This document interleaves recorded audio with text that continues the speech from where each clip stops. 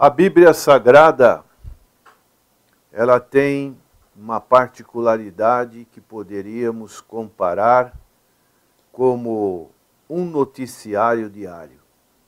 Vivemos em dias em que quase as pessoas, somente os mais antigos, ainda têm o hábito de ler os jornais. Hoje, na nossa geração, quase que esse hábito está sendo modificado. Por quê? Porque hoje temos os noticiários através da televisão, através do rádio, através principalmente da internet. E aquele hábito, como víamos no passado, de as pessoas lerem os jornais, poucos hoje têm este hábito. E a palavra de Deus, ela tem uma particularidade de sempre se atualizar, de ser uma espécie de um noticiário diário.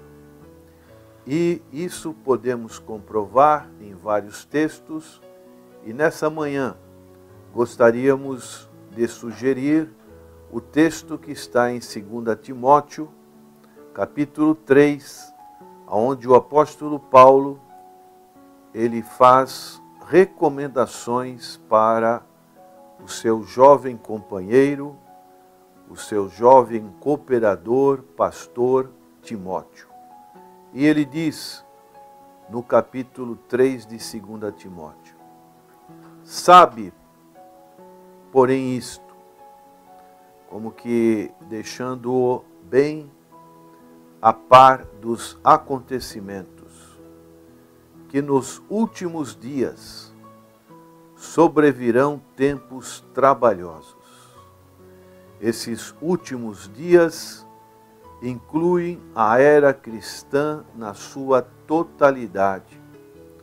Paulo estava profetizando pelo Espírito Santo que as coisas se tornarão piores à medida que o fim se aproximar. Os últimos dias serão assinalados por um aumento cada vez maior de iniquidade no mundo. Haverá um colapso nos padrões morais e a multiplicação de falsos crentes, falsas igrejas dentro do reino de Deus.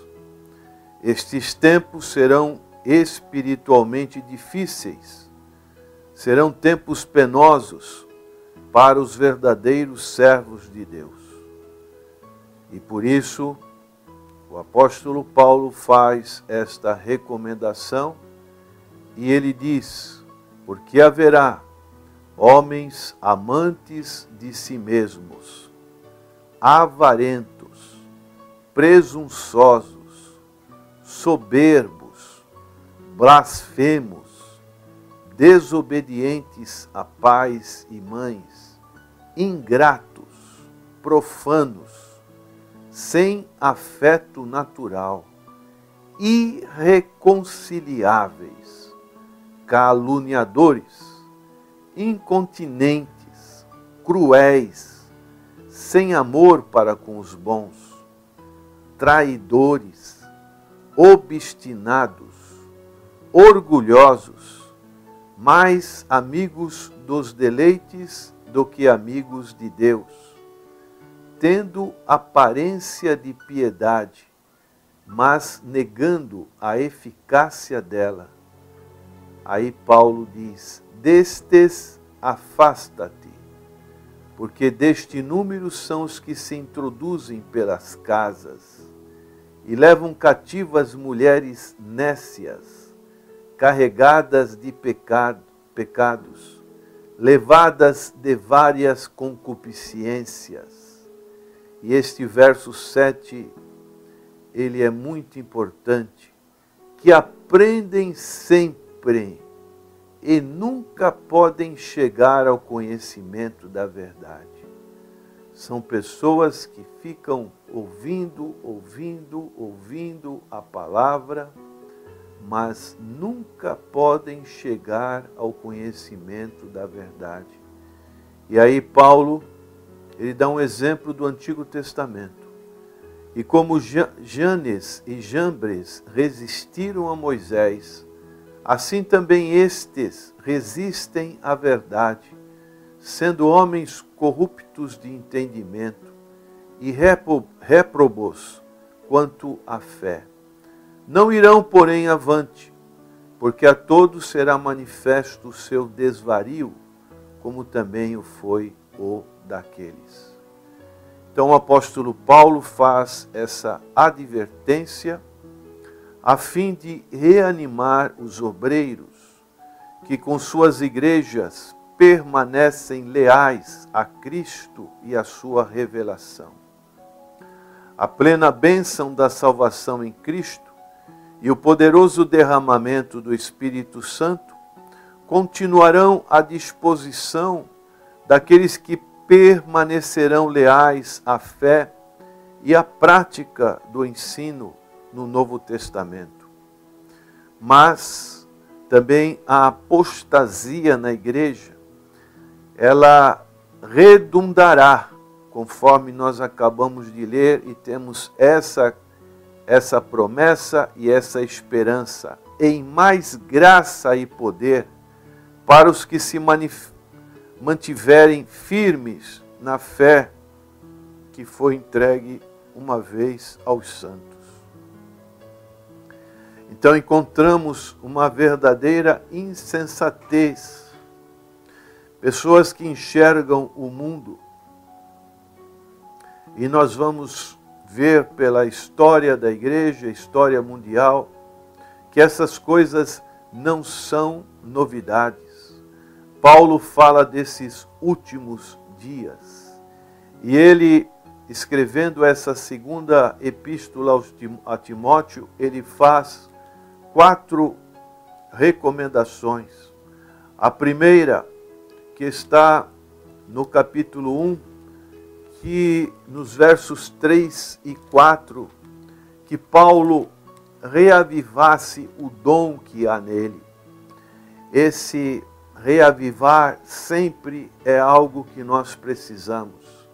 Sempre precisamos, como diz lá o livro de Levítico, capítulo 6, verso 12 e 13. Todo dia o sacerdote adentrará dentro do lugar santo e ali acenderá a luz. A luz não se apagará. A luz simboliza as orações, simboliza a presença do Espírito Santo. E Paulo então recomenda: conserva o modelo das sãs palavras que de mim tens ouvido na fé e na caridade que há em Cristo Jesus. Guarda o bom depósito pelo Espírito Santo que habita em nós. Então devemos reavivar sempre este dom. Como podemos reavivar este dom? É termos um tempo devocional diariamente para meditarmos na palavra, para lermos a palavra, para ouvirmos pessoas que realmente possam trazer e manter vivo um padrão de sã palavra. Guarda esta palavra, este grande segredo.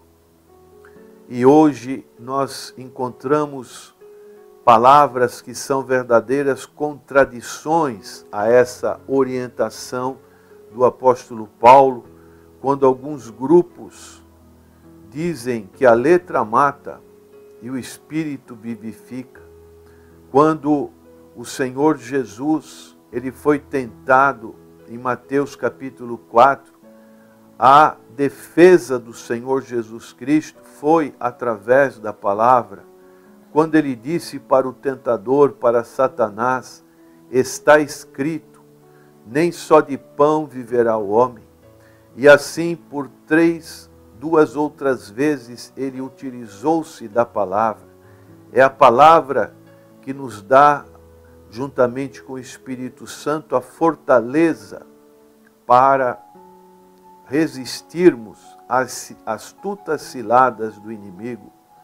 Quando Adão e Eva pecaram, eles pecaram porque não guardaram a palavra de Deus, não aplicaram a palavra, preferiram ouvir uma palavra falsa e desta maneira adentrou o pecado no mundo. O apóstolo Paulo, ele também diz para Timóteo, nessa segunda epístola que ele escreve, que ele estivesse pronto para sofrer por amor ao Evangelho. E ele diz assim no capítulo 2 dessa epístola, no verso 11: palavra fiel é esta, que se morremos com ele, também com ele viveremos. Se sofremos, também com ele reinaremos. De maneiras que nós temos que permanecer fiel. É uma palavra fiel, é uma palavra que nos ensina a viver. E Paulo também diz para perseverarmos na palavra, como diz aqui no verso 1 desse capítulo 3 lido: sabe, porém, isto, que nos últimos dias sobrevirão tempos trabalhosos, tempos difíceis, tempos de oposição.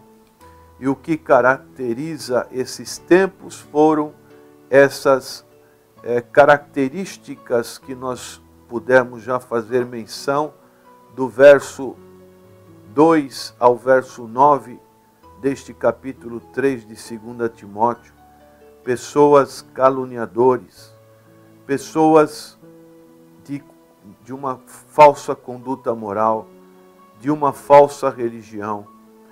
E dessa maneira, eles estarão promovendo uma situação conflitante no meio do povo do Senhor. Por isso, nós temos que perseverar na palavra do Senhor Jesus Cristo. Hoje as pessoas querem palavras que estejam trazendo mais satisfação para o seu eu, para as coisas terrenas, para as coisas que podem trazer um bem-estar momentâneo. Mas nós precisamos saber que estamos de passagem neste mundo e a recomendação que Paulo dá para Timóteo é que está nos versos 10 a 17 dessa segunda epístola de Timóteo, no capítulo 3, onde ele fala a respeito da graça de Deus.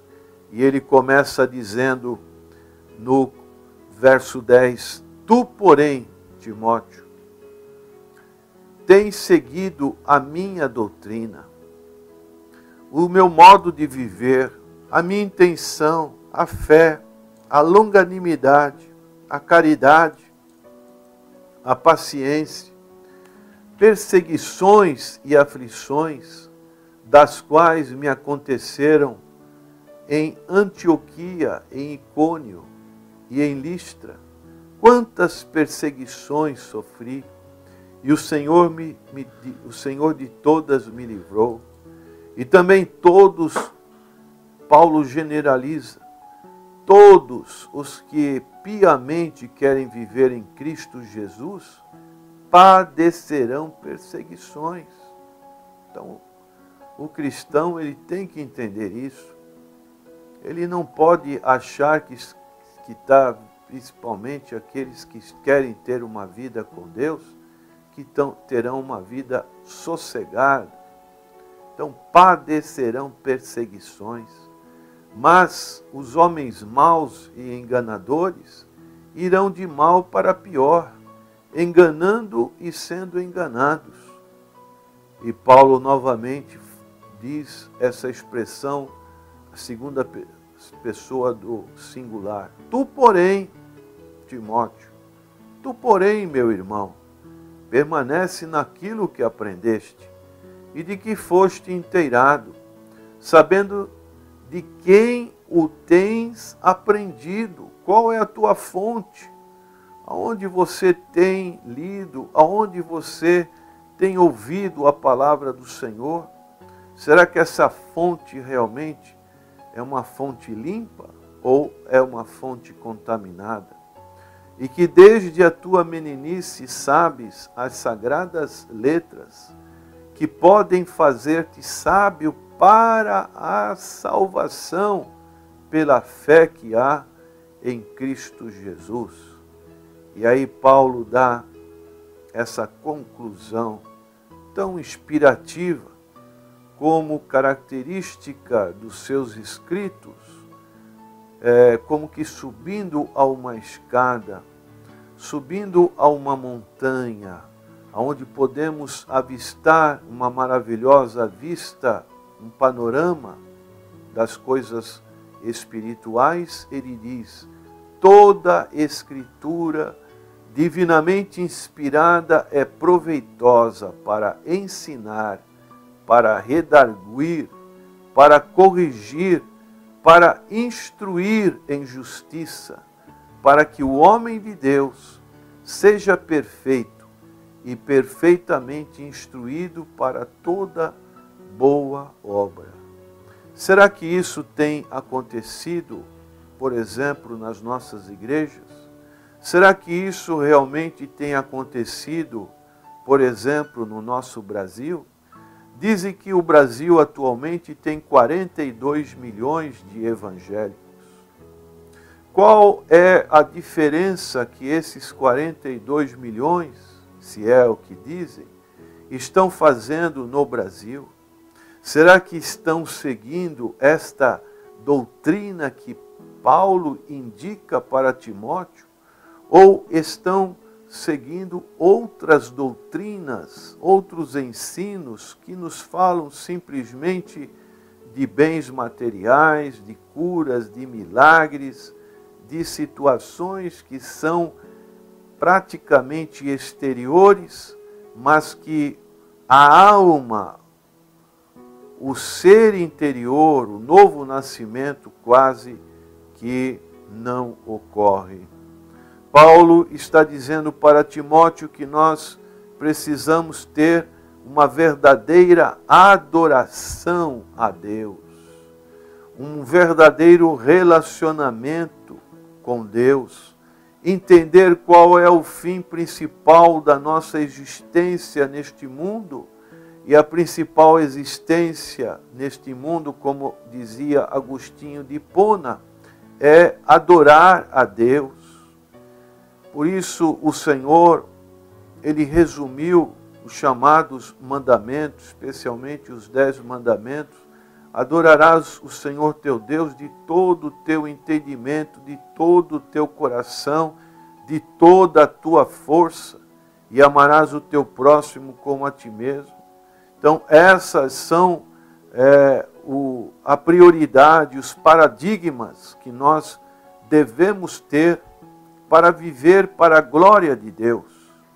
E dessa maneira nós estaremos realizando em nossas vidas, através da ação do Espírito Santo, através da fonte que é a palavra de Deus, através da igreja que lê a palavra de Deus, que inspira. E Paulo, ele então diz nesse verso 16, toda Escritura, toda, tanto o Antigo como o Novo Testamento, divinamente inspirada e é proveitosa para ensinar, para corrigir, para redarguir, para dar instrução, para instruir em justiça, a fim de que o homem de Deus, ele busque essa perfeição e seja perfeitamente instruído para toda boa obra. Que você, então, prezado ouvinte, tenha sempre em sua mente as Escrituras. Leia a Escritura.